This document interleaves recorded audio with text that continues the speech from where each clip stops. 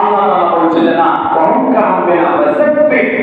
তারপরে তোমার কাজ হলো তাসবিহ জপে, পবিত্রতা ঘোষণার কাজ।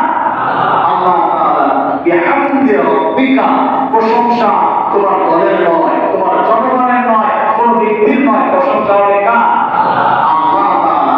ওয়াস্তাগফিরহু, আল্লাহ তাআলা বলেন এরপরে তোমার এই কার্যক্রমে যদি কোনো ভুল হয়ে যায় আল্লাহ তাআলার কাছে তুমি নিরাশ হবে না, তার দরবার থেকে।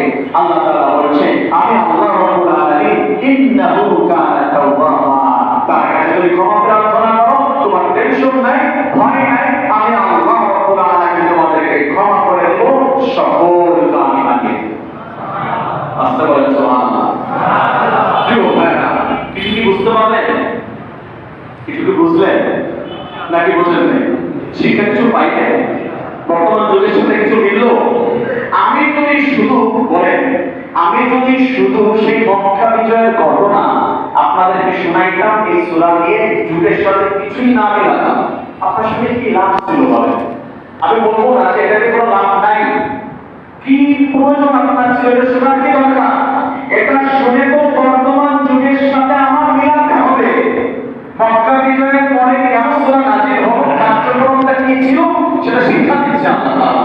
তাই তো তুমি যে কোনো বিষয় সফল হওয়ার পরে কি করবে তাই বোঝাতে হবে।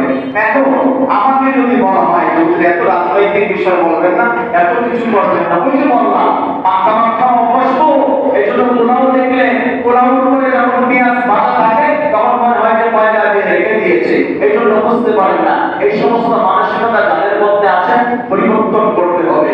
আপনি শুধু মাটির নিচের গল্প শুনেছেন তো, আর আসমানের উপরে আর জিকিরের ফজিলত, এই জন্যই এগুলো বোঝেন না। আমি কোথায় বাদ দেবো, কোন জায়গায় বাদ দেবো, প্রত্যেকটি তৃষ্ণায়